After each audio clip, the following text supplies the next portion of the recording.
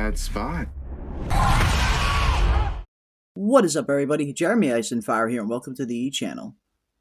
Ever since its inception, the hit series From has given birth to a great deal of fan theories, some good and some not so good. And here on the channel, we tend to focus a little bit more on the fun and popular theories, but every once in a while it's good to take a look at some of the other ones. And today we're going to be doing exactly that, as we count down and take a look at some of the worst From theories in history. While the conclusion of Season 3 certainly left us with a ton, the simulation theory. Ever since the early days of From, the simulation theory seemed to be one of the fan theories that rose to prominence faster than most others. And while certain aspects of the simulation theory have been a little bit intriguing, especially considering they tie back to my favorite character in From, Jade himself, I have still never been able to get behind the simulation theory for many reasons. But for some, an interesting detail to Jade's backstory has been the catalyst for some of the simulation theories, in regards to his profession before he landed in Fromville.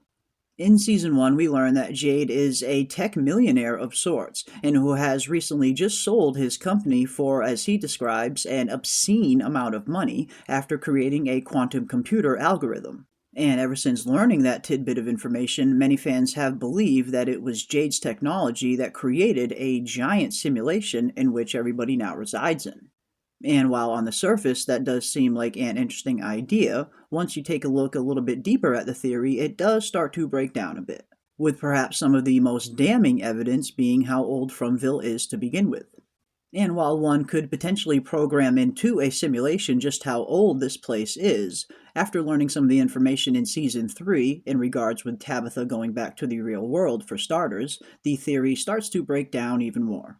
Not only do we get a little bit of evidence from this directly from Victor in Fromville, as we learn that even when the 1978 massacre happened, and Victor moved all of the cars over to the car junkyard, we learn that there were apparently already cars back there before he even started moving any, indicating multiple generations of people arriving in Fromville even before the 1978 crowd. And I suppose while that could get programmed into a simulation, Tabitha escaping and getting to the real world definitely starts to poke holes into that theory, especially when she comes across Henry. And through Henry, Tabitha manages to learn a little bit more about Miranda as well, Victor and Eloise's mother, and how she had apparently been having vivid dreams and visions of Fromville long before Tabitha was even around, lending even more credibility to the fact that there were multiple generations that were arriving even before the 1978 timeline, as Henry recalls Miranda seeing multiple different generations of people being stuck inside Fromville to the point where they have lost all hope. And even looking past some of the evidence that debunks the theory, on a personal level, I think the simulation theory would be an incredibly cheap way to explain some of the very interesting and mystical aspects of the show. From certainly seems to be heading further and further into the supernatural territory, and if all of these supernatural occurrences can be explained as being a simple computer algorithm, that would cheapen a lot of the mystery in my opinion. And I definitely get the feeling that we're heading for more of a supernatural outcome rather than sci-fi. And speaking of sci-fi, another least favorite theory of mine is the alien theory. Now, up until this point, there have been some interesting ideas surrounding the alien theory, and some interesting evidence that could potentially back it up as well. But for me, I'm really hoping that we avoid another alien story. For me, aliens have been done so often that it has become a little bit of a common trope, where these days it's hard to find anything new in any kind of alien show or film that we haven't seen before. Now, if From could potentially get into a version of aliens that we have never seen and is completely original, that could be one thing, but it is incredibly hard to do that these days. So I'm really hoping that we avoid this being an alien outcome in general. In my opinion, it would simply just be a far too common explanation for a show that has started off incredibly unique and mysterious. And I do feel like there are a few cautionary tales out there of shows or films that started off incredibly mysterious and intriguing, only to later morph into your average run-of-the-mill alien story, like Teacup, for instance. When Teacup first premiered, it certainly seemed to have a lot in common with From in terms of its mystery box nature and weaving some of the same tones. But as the show continued to progress, it certainly started to feel like just another alien story that I had seen 100 times before. and quickly went from one of my favorite new shows to a show that I could not wait to be over. And I'm really hoping that From avoids a similar outcome. Given where we are at the end of Season 3, it certainly seems like we are heading further and further into supernatural territory, but if something happens and the show takes a U-turn back to sci-fi, I certainly hope at the very least they have something planned that we have never seen before. But up next, another theory that I was really hoping From would avoid at all cost, and seemingly has up until this point, is the purgatory theory. And thanks to recent statements from some of these show's creatives, it certainly seems like they have all but debunked this theory in particular, which was ultimately good news in my opinion. After all, if the show were to end with a reveal that they have been dead the entire time and Fromville is simply just another means of the afterlife, that would be an incredibly disappointing ending. Up until this point, one thing that I really enjoy about From is that it has real stakes. There are real people and real lives in danger. But if we were to find out that all of our From villains are already dead, it would take a lot of the gravity away from the series. After all, subverting expectations can be a good thing every once in a while, when done right, but I feel like this would be one of those subversions that would cheapen the overall authenticity of the show. But up next, another least favorite theory that is in a similar vein to the purgatory theory is the shared dream theory.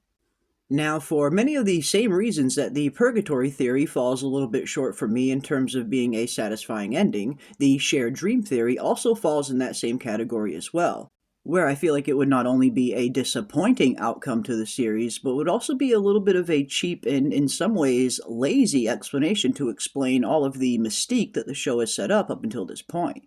On one hand, I completely understand why the shared dream theory has become so popular among the fandom.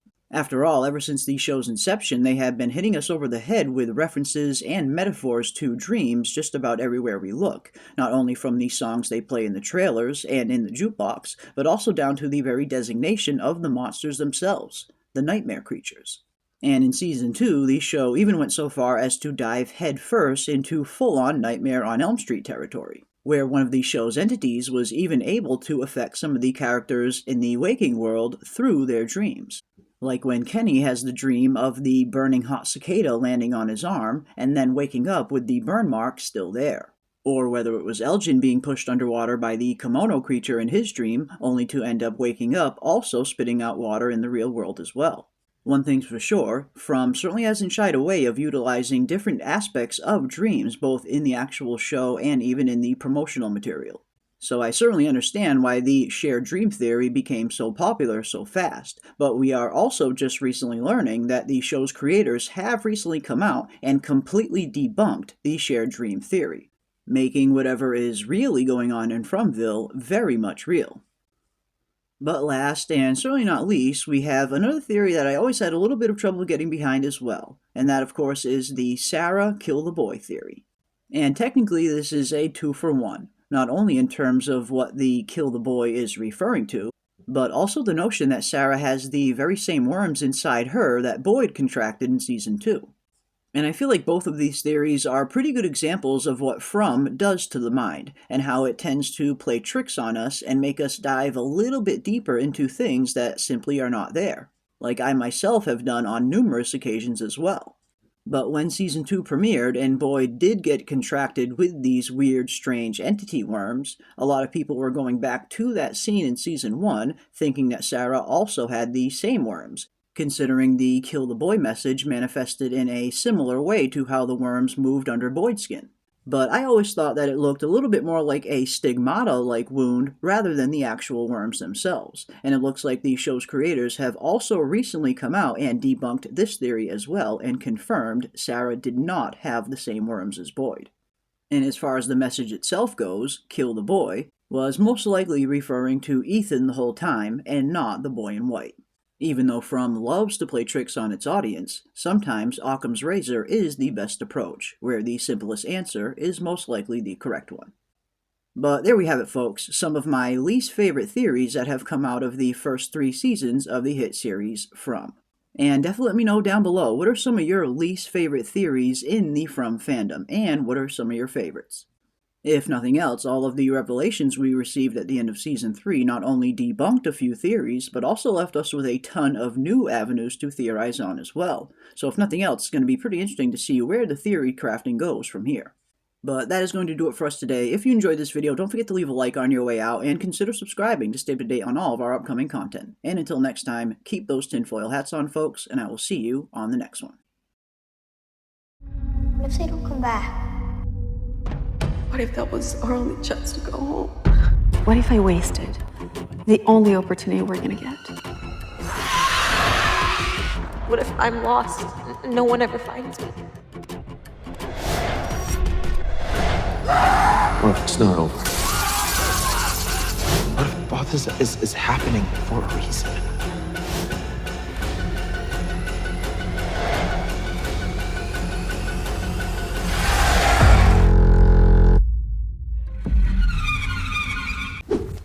Okay, ding-dongs.